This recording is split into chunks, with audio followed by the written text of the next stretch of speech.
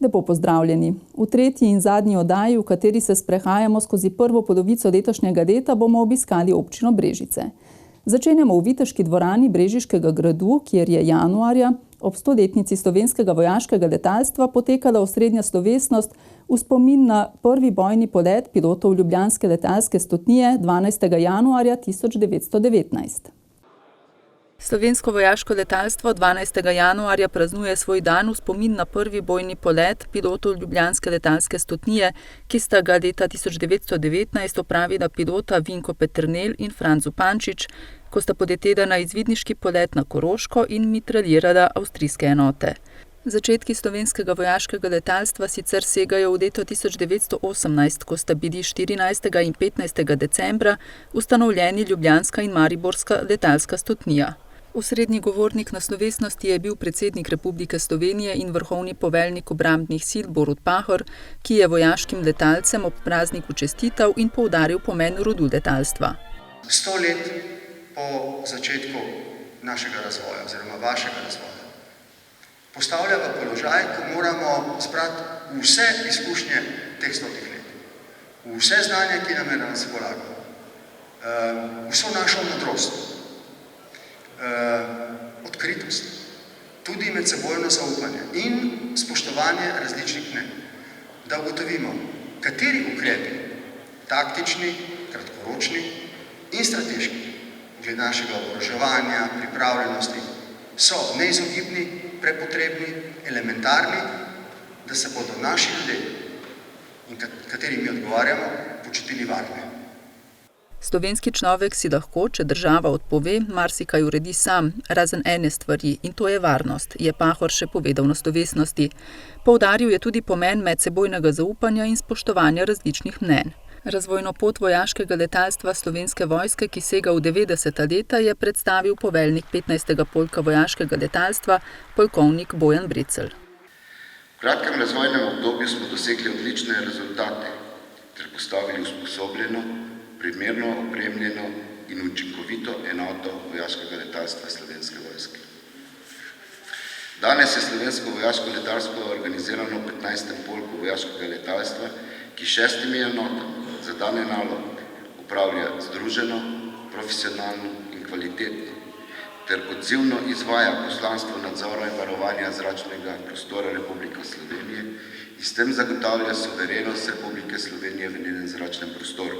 Slovenska vojska je ob 100-letnici slovenskega vojaškega letalstva bogatejša za 4 operativne pilote, ki so uspešno končali usposabljanje v letalski šoli Slovenske vojske in bodo prevzeli naloge v operativnih letalskih enotah. Ob tej priložnosti so prejeli letalska krilca. Torej, želja v bistvu neko gnanje po lastnemu napredku, po svojemu razvoju. Nekateri ljudje imamo še nekatere, bi rekel, stare vrednote, ki vključujejo čast, lojalnost, tovarištvo, pogum, pa predanost, pa domoljubje. Nekateri začutijo to željo, da v bistvu želijo se razviti na vojaški poti. V bistvu to je mene gnalo. Za vojaškega pilota je bila mene želja že od otroštva, zato v bistvu sploh nisem iskal neke druge priložnosti. Je bila to edina moja pot, ker jaz sem vedno želel iti svojim sanjam, da počnem tisto, kar me veseli. Pot do poklica vojaškega pilota je dolga in naporna, zahteva mnogo odrekanj in vztrajnosti, a trud je na koncu poplačan. Načeloma en drugega podpiramo, si pomagamo, učimo se skupaj, tudi v bistvu živimo na nek način skupaj, včasih tudi kako noč tam prespimo in drugega spodbujamo. Tako da morala je načeloma vedno visoka in upam, da bo tako ostalo tudi do konca. Vojaško letenje se sicer v marsičem razlikuje od civilnega. So psihofizične obremenitve na pilota dosti večje kot v civilnih zrakoplovih. Običajno se leti na nižjih višinah pri večjih obremenitvah in mora biti polet izveden od začetka pa do konca s polno mero koncentracije. Danes 15. polk vojaškega letalstva sestavlja 6 enot, ki bazirajo na letališču v Cerkljah ob Krki in vojaškem delu letališča Jožeta Pučnika na Brniku. Viteška dvorana Brežiškega gradu je konec januarja že 4. leto zapored gostila tudi mlade glasbenike posavskih glasbenih šol, ki so se predstavili s skupnim koncertom.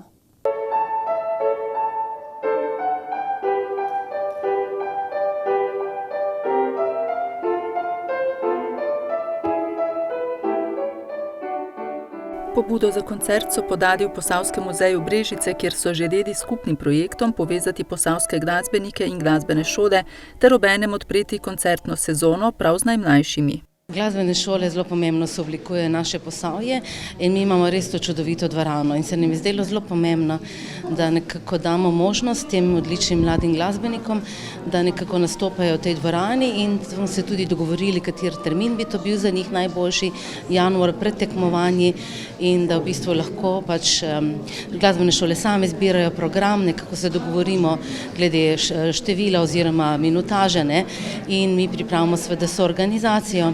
Oni pa skupaj s svojimi učenci pripravijo ta čudovit program vsako leto. S tem povezujemo našo regijo, naše Posavje in v tej prečudoviti Viteški dvorani imamo možnost, da naši učenci nastopijo v enem izmed baročnih biserov koncertne dvorane, kot je Viteška dvorana. Iz glasbenih šol Krško in Brežice je tokrat nastopilo po 6 učencev, iz sevniške glasbene šole pa se jih je predstavilo 5, in sicer 3 flavtistke, pevka in pevec.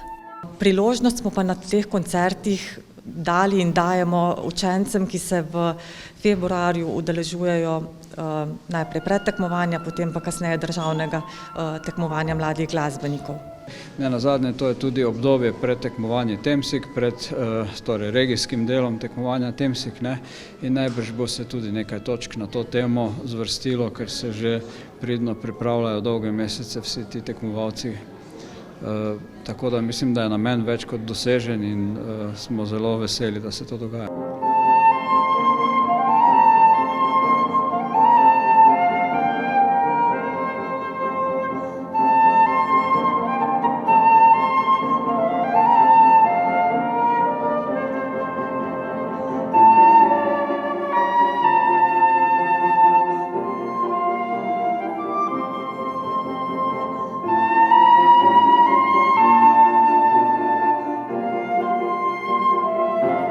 To je en prostor za izkušnje, za neka srečanja med temi mladimi ljudmi, da se drug pred drugim slišijo, da si nekaj povedo, da se vidi, kakšen je način dela na posameznih šolah, mogoče kaj je tisto, kar neko šolo postavlja v ospredje, kaj je tisto njeno najboljše in tako naprej. Posavske glasbene šole se tovrstnega sodelovanja nadejajo tudi v prihodnosti, čeprav tudi sicer precej sodelujejo. Vse 3 glasbene šole smo vključene tudi v regijo dolenjskih glasbenih šol, še skupaj z glasbenimi šolami Dolenjske in Bele krajine. Učitelji se med seboj povezujejo, izmenjujejo izkušnje. Učenci v svoje glasbeno znanje vlagajo veliko truda, kar nagradijo tudi obiskovalci koncertov. Posebno in edinstveno vzdušje ob koncertu je nedvomno ustvaril tudi prostor Viteške dvorane. Mi na glasbeni šoli Brežice imamo ta privilegij, da smo sosedje in to Viteško dvorano uporabljamo že zelo dolgo. Tako da nam je to še posebej dodatno v oporu, verjamem pa, da je tudi učencem iz glasbene šole Krško in Sevnica en dodatni stimulans za igranje v takšnem akustičnem vzdušju. Na ta način nekako dajemo nekaj nazaj šolam, ki nam vedno pomagajo, kadar jih potrebujemo, pri kakšnih drugih otvoritvah, pri kakšnih drugih programih in nekako tako lepo v bistvu začnemo tudi leto. V Posavskem muzeju Brežice prav tako upajo, da bo skupni koncert posavskih glasbenih šol postal tradicija, ki bo mlade glasbenike združevala tudi v prihodnjih letih.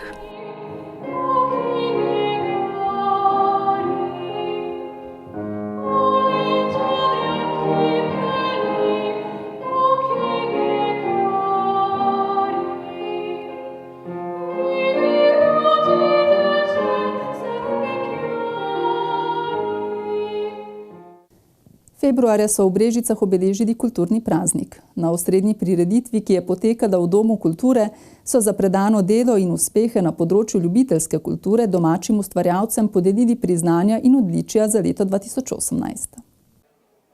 Brežiški dom kulture je ponovno gostil ustvarjalce in snovalce kulturnega življenja v občini, ki so se že tradicionalno ob slovenskem kulturnem prazniku poklonili tistim, ki so v zadnjih letih na tem področju pustili največji pečat.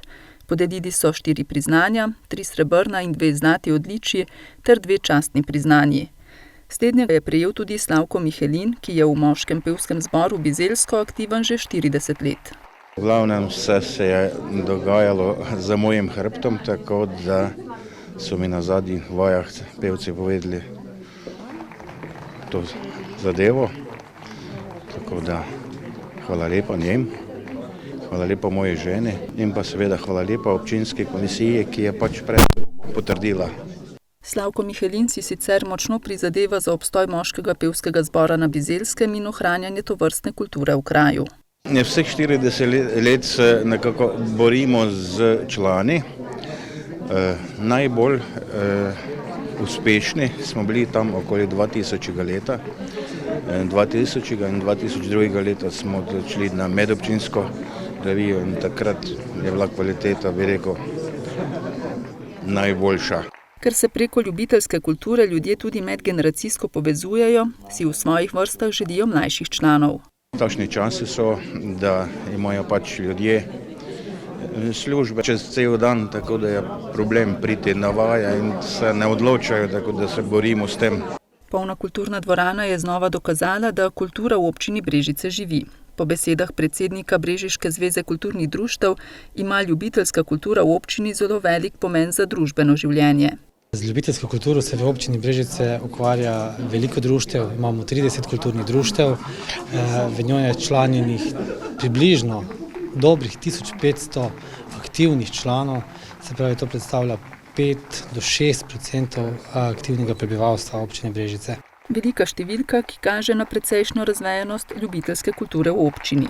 V Brežicah so v ljubiteljski kulturi najbolj zastopani pevski zbori, folklora, plesi, godbe, napihala, dramske sekcije, tako da imamo na vseh področjih zelo razvejano dejavnost.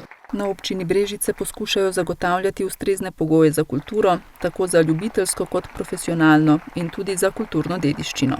Sigurno ena od ključnih stvari je, da zagotavljamo predvsem prostore, tako kulturni dom tukaj je v Brežicah, kako tudi smo več ali manj poskrbeli, da so praktično vseh večjih krajevnih skupnosti tudi prostori, v kateri se kulturne dejavnosti razvijajo. Seveda poleg tega pa tudi sofinanciramo javni sklad kulturnih in pa preko razpisov tudi kulturna društva. Tako da seveda jaz verjamem, da ne glede na to, da denarja je vedno premalo, da je to tisto osnovno, da lahko zagotavljamo kvalitetno delovanje naših društev, ki delujejo dejansko zelo na visokem nivoju. Seveda pomembno pri tem vsem pa je tudi sama glasbena šola, katero seveda tudi občina delno sofinancira. Tudi v kulturnih društvih, ki delujejo v občini Brežice, so s pogoji za delovanje načeloma zadovoljni. Pogoji delovanja v občini Brežice so razmeroma dobri, zmeraj bi bilo potrebno še kaj več, ampak glede na ostale kraje ocenjujem, da je razmeroma dobro poskrbljeno za vse dejavnosti. Na Bizelskem imamo zelo lepo poskrbljeno, imamo ogrevan prostor, hvala lepa krajevni skupnosti občine, pa prosimo še za naprej. Slavnostni govornik na prireditvi je bil dr. Stojan Pelko. V Dobovi so se marca z mednarodnim pustnim karnevalom zaključila pustna rajanja v državi. Dobovo so tudi letos, že 21. leto zapovrstjo, obiskale številne karnevalske skupine.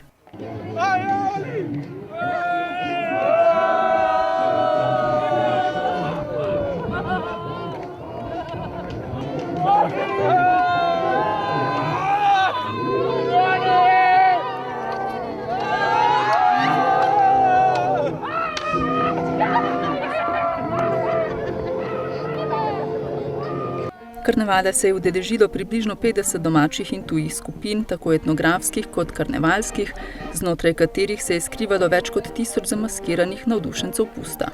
Ponosni smo tudi na hedinske korante, ki so že 21. leto pri nas, smo največji prijatelji, pa skupina iz Ilirske Bistrice, pa iz Šoštenja, pa iz Mozirja, pa iz Ptuja, pa iz okolice Ptuja. Seveda zelo smo veseli princa ptujskega karnevala z princezo in z svojo gardo iz Ptuja. Iz Reke so tudi letos, že 3. leto, seveda so letos v eni drugi obleki, pa seveda domače skupine, Kosci, Prutarji, te domače Lučka žlahta, mažoretke, godba. Že 3. leto zapored je sodelovala tudi Dobovska osnovna šola. Fašjenk je s številnimi pisanimi skupinami tako tudi v letošnjem letu poskrbel, da se je pust dostojno poslovil. Fašjenk pa ima tudi tradicijo, da že na pustni petek prevzame oblast v občini Brežice ter jo na karnevalu tudi vrne. Zato je ob tej priložnosti Fašjenkova županja Kristina svoj mandat vrnila brežiškemu županu Ivanu Molanu. Očitno bo treba od ponedeljka nazaj začeti z resnim delom. Konec koncem čaka nas veliko tega, moramo sprejeti proračun in še marsikaj, tako da ta teden nam je pa prišel prav, da smo se malo oddahnili. Za dobovskim fašjenkom je pester teden, petkovemu prevzemu oblasti je sledila še vrsta dogodkov in aktivnosti. Najbolj smo poveseli, da je tako lepo vreme, da nas to posluži, ker v karnevalskih oblekah maske, ko pade dež, ko slabo vreme, polje zelo nerodno in ko pa lepo je pa pač lepo in smo vsi veseli. To je že kar precej tradicija, jaz moram reči, da ta karneval je res postal en bolj prepoznavni, še posebej prav zaradi tega, kajti je zadnji v Sloveniji in je na nek način to zaključek vseh slovenskih karnevalov, tako da vsako leto prihaja kar precej skupin, tudi letos jih je nekje čez 50 in jaz mislim, da je to res poznal eden bolj prepoznavnih karnevalov v Sloveniji. Fašjenkovi pustni običaji in etnografske maske kostca in prutarja so trenutno sicer v postopku vpisov v register nesnovne kulturne dediščine.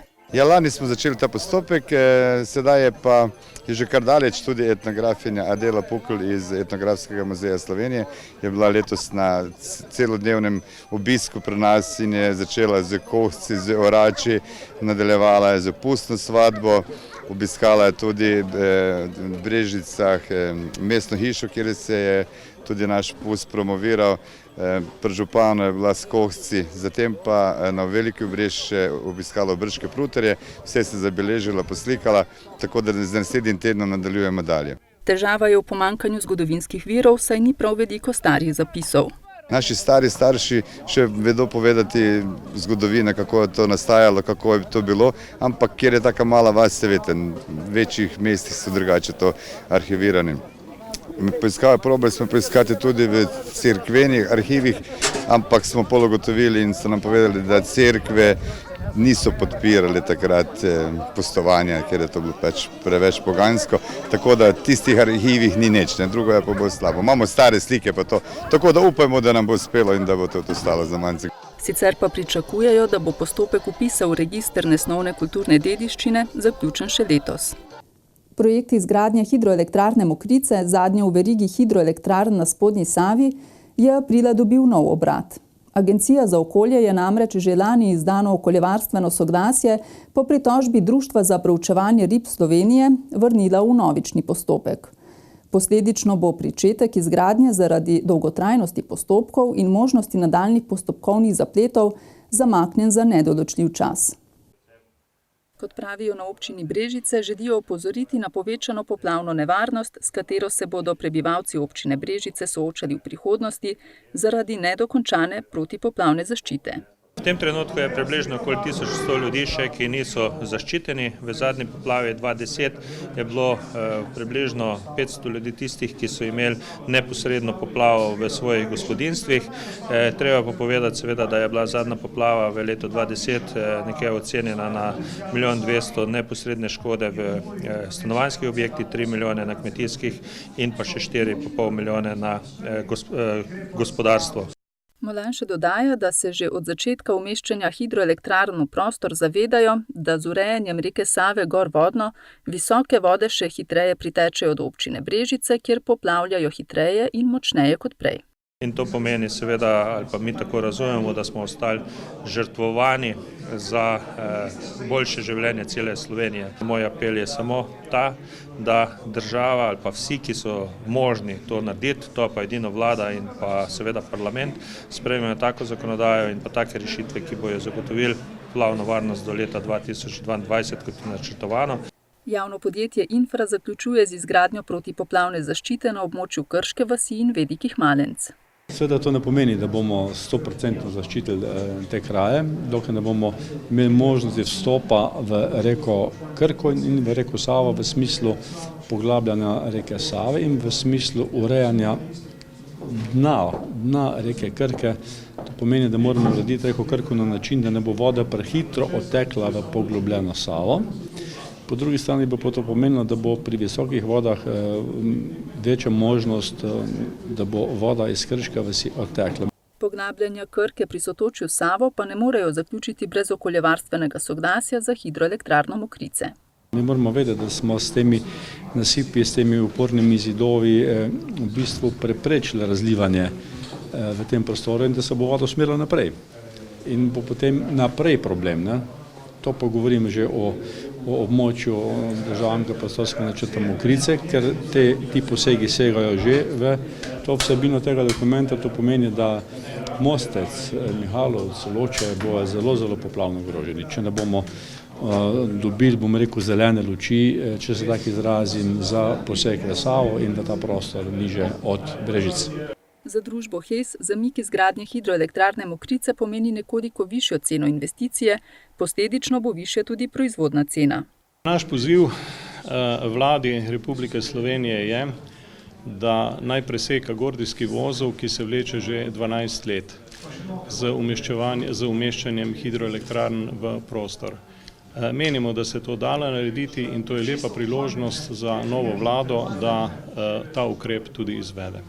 Posledic zastoja izgradnje zadnje v verigi spodnjesavskih hidroelektrarn ne bodo občutili samo lokalni prebivalci, ampak tudi porabniki električne energije in celotno slovensko gospodarstvo, še dodaja Barbič.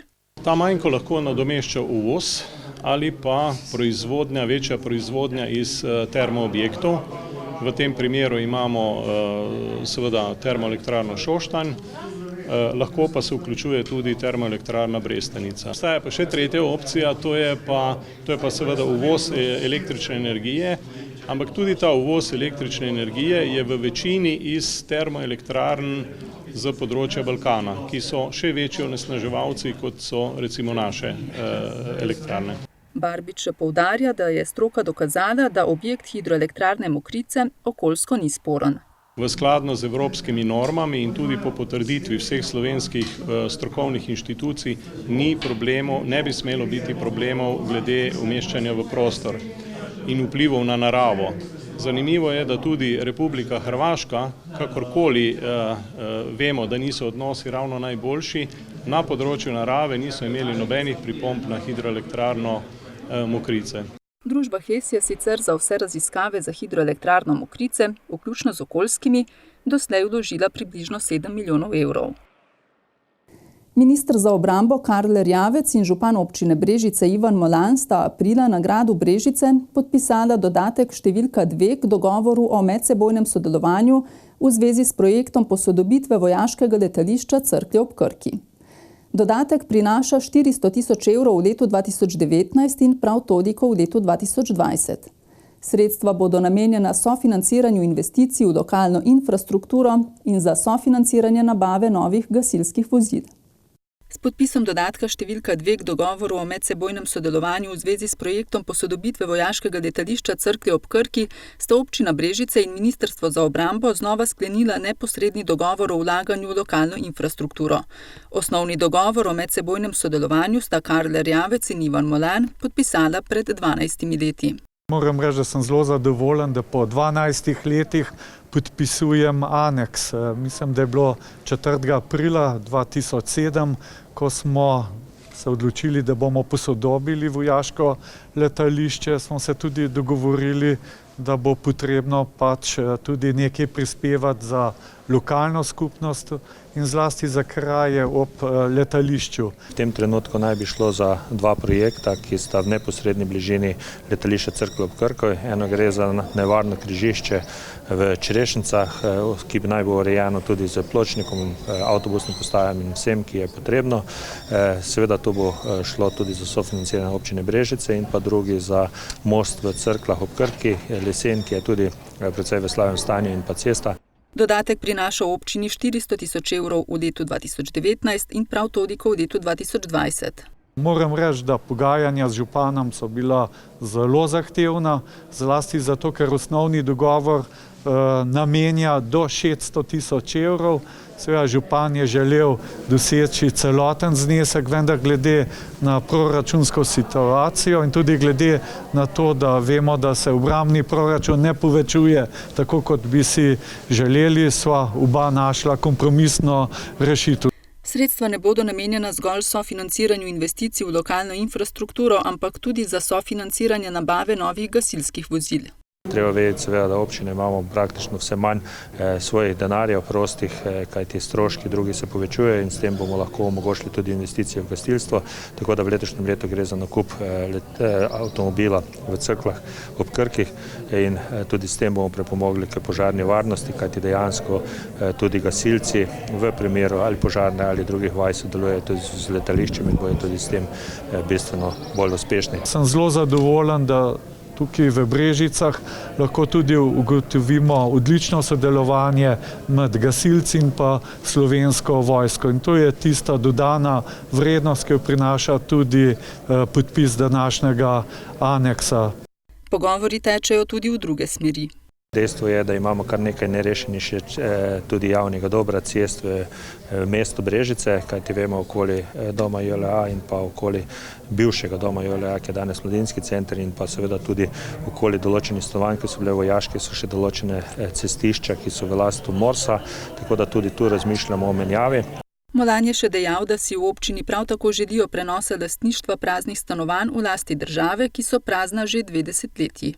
Smo se pa pogovarjali, da bojo se tudi do drugega leta preučila možnost, ali je še nekaj stanovanj, ki bi jih lahko se odstopilo v prihodnosti občine za socialne in pa mlade družine. To se bo pripravilo nekje do drugega leta in jaz verjamem, da bo v naslednjih letih možno tudi še pridobiti v občini določeno stanovanje, kajti v preteklosti smo jih že kar nekaj pridobili in s tem seveda tudi olajšali socialno stisko v občini Brežice. Občina Brežice je sicer v zadnjih 12 letih z namenskimi sredstvi ministrstva uspela izboljšati lokalno infrastrukturo v krajih ob letališču. Poleg tega je od države prejela 14 stanovanj. Prav tako pa smo dobili nepremičnine v Slovenski vasi, bivši remontni center, v katerem smo sedaj ga tudi delno usposobili in v katerem smo tudi v lanskem letu dobili novega najemnika, kar pomeni seveda, da s tem tudi bo se omogočilo dodatno razvoj gospodarstva v občini Brežice. V dvorani krajevne skupnosti Globoko je potekal kulturni program ob predaji dodatnih prostorov vrtca pri osnovni šoli Globoko v namen. Prostore nekdanje pošte je občina Brežice 2018 odkupila in letos izvedla potrebna dela za vzpostavitev nove igralnice. Za investicijo je občina namenila slabih 44 tisoč evrov, v novo igralnico pa so se vselili najmlajši otroci iz vrtca, skupina Gumbki. Oddelek vrtca z najmlajšimi otroki se je pridružil oddelku starejših otrok, ki že domujejo v prostorih krajevne skupnosti, 2 oddelka vrtca pa delujeta pod šolsko streho. Otroci so bili prej v prostorih šole, šola se sooča s prostorsko stisko in dejansko imamo težave potem tudi za zagotavljanje pouka tudi v šoli. Zato smo se z občino dogovarjali že kar nekaj let in smo so odkupili prostore in dali nam v uporabo. V šoli Globoki se pojavila potrebe po dodatnih oddelkih. Vemo seveda, da je prostorska stiska in glede na to, da je pošta zaprla te svoje dejavnosti, je prišla pobuda tudi na občino, če želimo te prostore kupiti. Seveda mi smo se najprej poprašali, ali to rabimo, tako z krajevne skupnosti kot z šole je prišla pobuda, da bi bilo smiselno te prostore odkupiti in urediti za dodaten oddelek vrtca. Seveda moram reči, da mi smo temu prisluhnili in to tudi uredili in danes vidimo, da s tem seveda naredimo največ, da omogočamo, da lahko res starši vpišejo vse otroke v vrtce. Za investicijo je občina Brežice namenila nekaj manj kot 44 tisoč evrov. In seveda za pomočjo šole in pa vseh ostalih, jaz mislim, da smo danes naredili majhen korak, ki v celi celoti pomeni veliko za predšolsko vzgojo v občini Brežice. Ureditev nove igralnice v prostorih krajevne skupnosti pa je le začasna rešitev. Kajti šola je stara 112 let, torej delujemo v prostori 112 let stare stavbe in enostavno ni dovolj prostora tako za namen izvajanja pouka kot za izvajanje predšolske vzgoje, kajti poleg šole deluje torej tudi vrtec, trenutno je 61 otrok v 4 skupinah. Mi imamo dolgoročni plan obnove šol že kar nekaj časa. Mi smo predvidevali, da bo šlo to hitreje, kajti to smo že naredili pred letom 2009. Takrat smo se odločili, da gre šola Cerklje, šola Artiče in pa kasneje tudi šola Globoko. V Brežicah so sicer pričakovali, da bo gradnja šol tekla hitreje. V letošnjem letu začnemo z vrtcem in pa začetki šole Artiče, ki bo vrednost zelo visoka, ponovno tam nekje okoli 9 milijonov evrov.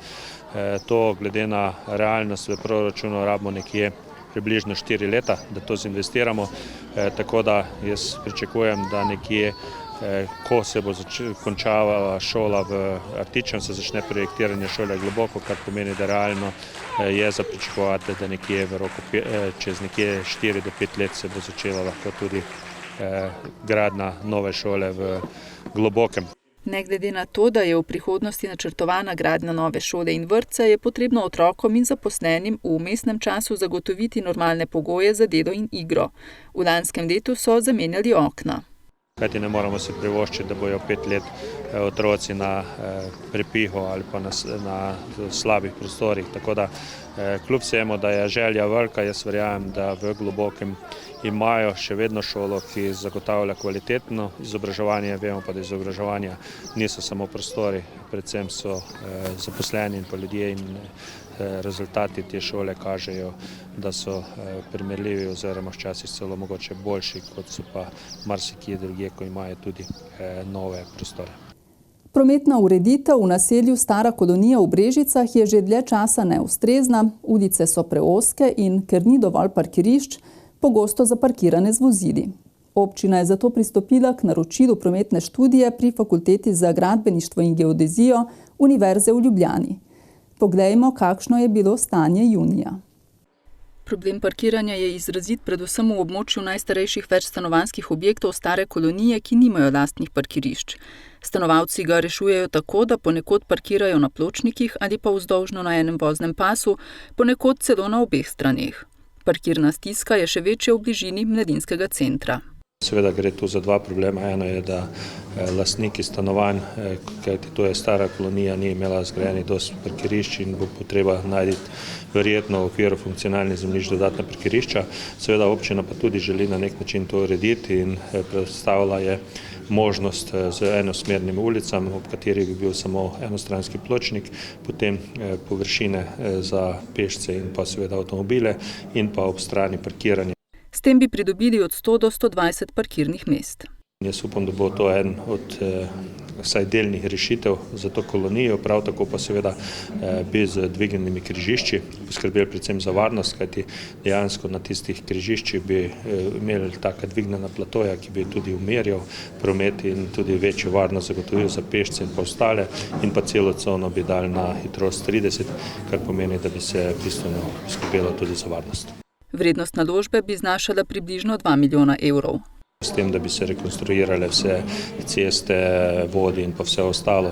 Dejstvo je pa seveda, da toliko denarja v tem trenutku nimamo, da bomo šli postopoma, da bomo seveda najprej z prometnimi znaki začeli urejati in pa urejali preplastitve in pa ureditev vseh vodov v cesti postopoma. Tako da precej je odvisno od samih sredstev, seveda bomo pa največ naredili že s tem, če bomo spremenili dvosmerne ulice v enosmerne ulice in s tem že zagotovili v tem trenutku bolj varno parkiranje. Spoštovani gledalci, drage gledalke, to je bil polletni pregled dogajanj v občini Brežice. Vabljeni v našo družbo tudi prihodnji torek, ko se znova vrača Posavski tednik. Do takrat pa hvala za pozornost in nasvidenje.